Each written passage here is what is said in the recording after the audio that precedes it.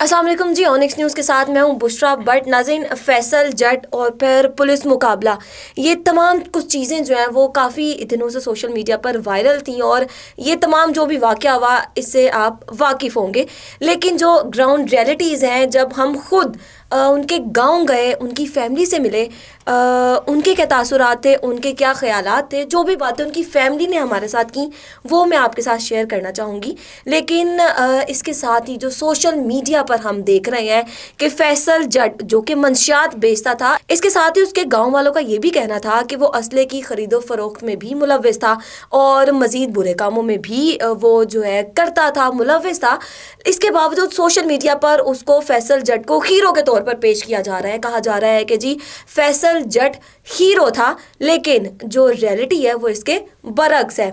अब सबसे पहले तो हम उसकी फैमिली से जब मिलते हैं, बात करती हूँ उनसे कि किसी ना किसी तरह से मैं उनको आमादा कर लूँ कि वो मेरे से बात करें, लेकिन उनके अंदर डर इतना ज़्यादा होता है, खौफ इतना ज़्यादा होता है कि वो बात करने पर किसी तौर पर आमादा नहीं होते। वो कहते हैं जी कि हम मीडिया पर नहीं आ सकते। जब मैं उनसे पूछती हूँ कि इससे पहले भी आपने एक दो इंटरव्यूज़ जो हैं वो दिए हैं, तो उनकी भाभी और जो फैसल जट की बीवी है उनसे मेरी बात होती है, तो वो कहती हैं जी कि पहले तो हम एकदम से प्रेशर में आ गए थे और फिर मीडिया के सामने हमें आना पड़ा, लेकिन अब हम किसी सूरत जो है वो मीडिया पर नहीं आ सकते, चूँकि हमारे शौहर जो हैं फैसल जट के भाई जो हैं वो बहुत ही ज़्यादा सख्त हैं। और जो अभी ये आपको बताएं कि जो 3 भाई फैसल जट के जेल में हैं, भाभी जो है उनसे मेरी बात हुई तो उनका कहना था कि मैं पहले ही बहुत ज़्यादा परेशान हूँ कि मैं मीडिया पे क्यों आई। अब मुझे टेंशन है कि जब वो भाई बाहर आएंगे तो फिर वो हमारे साथ पता नहीं क्या करते हैं कि जट ख़ानदान से होकर तुम लोग किस तरह से मीडिया पर आ सकते हो। तो पहली बात तो ये कि काफ़ी इससे पता चलता है कि काफ़ी जो उनके मर्द हजरात हैं उनका अपनी बीवी पर बहुत ही ज़्यादा कंट्रोल है। और इसके साथ ही जब मेरी उनसे बात हो रही थी तो वहाँ पर भाभियाँ मौजूद थी, बीवी मौजूद थी और तमाम बच्चे तो थे उनके वो मौजूद थे, लेकिन यूँ महसूस हो रहा था कि ये तमाम लोग जो हैं अपनी अपनी ज़िंदगियों में मगन है, मतलब अपनी अपनी ज़िंदगियाँ जो हैं इनकी चल रही हैं और किसी को कोई इतना ख़ास दुख उनके चेहरे से नज़र नहीं आ रहा था।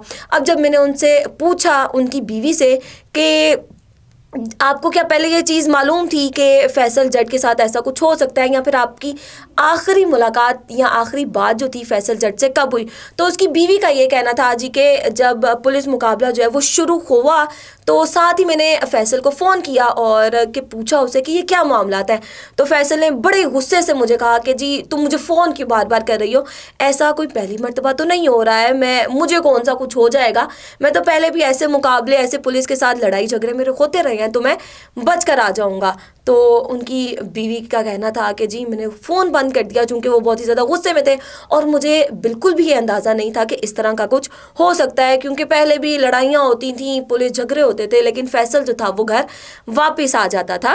और ये लोग जो थे बड़े ही एक तरह से, मैंने जब उनकी मौत के बारे में पूछा फैसल की, तो वो कहने लगे जी कि हम खुश हैं कि हमारे मेरे शौहर ने या फिर हमारे भाई ने जो है वो जान अपनी दे दी है, लेकिन जट कौम का नाम जो है या फिर नाक जो है वो नहीं कटवाई। यानी ये जो इनका जुमला है कि बेटा मरता है तो मरे, लेकिन जो हमारी ज़ात है या फिर जट कौम है उसका नाक नहीं कटना चाहिए।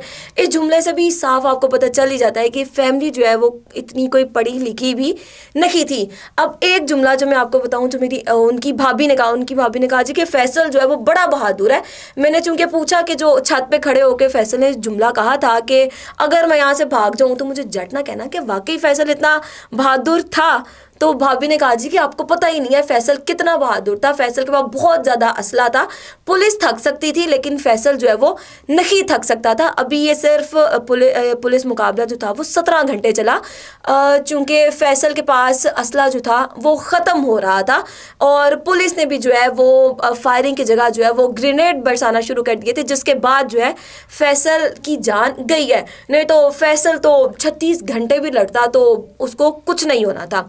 अब ये फैसल जो है वो मंशियात फरोश करता था। मैंने उनके घर वालों से पूछा कि जी आपको पता था कि आपका बेटा या भाई जो है वो इस तरह के बुरे कामों में मुलव्विस है, पूरे गांव को या पूरे हमारी नौजवान नस्ल को इस तरफ उसने लगाया हुआ है?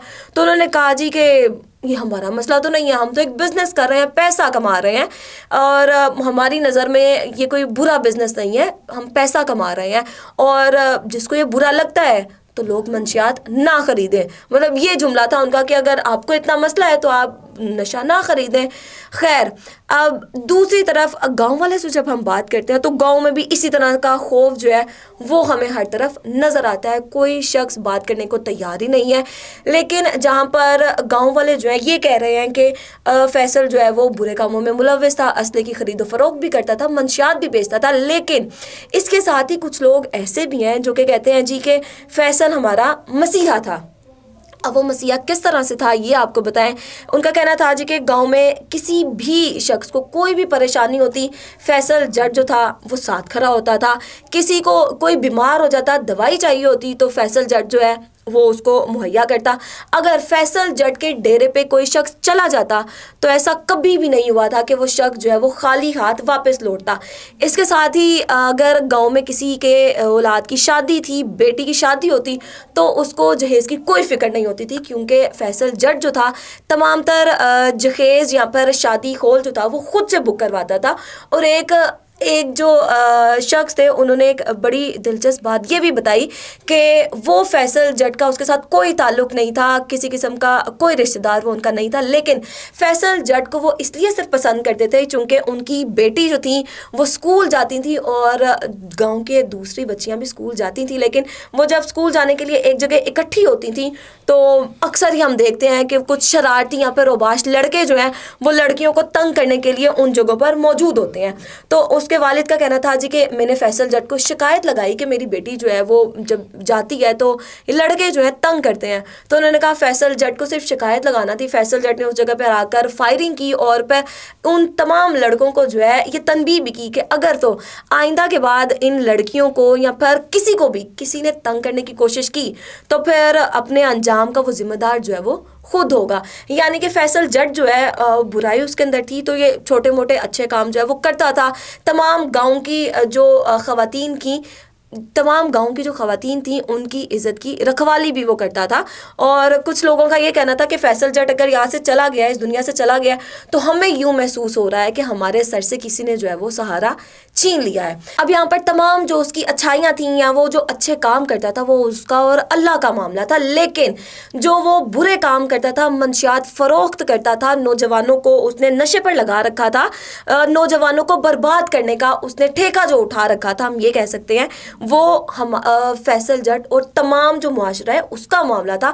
تو ہم کس طرح سے کسی ایسے شخص کو اپنا ہیرو مان سکتے ہیں جو کہ معاشرے میں برائی پھیلا رہے ہیں؟ ہم کس طرح سے کسی ایسے شخص کو ہیرو بنا سکتے ہیں جو کہ ہمارے نوجوانوں کو برباد کر رہا ہے؟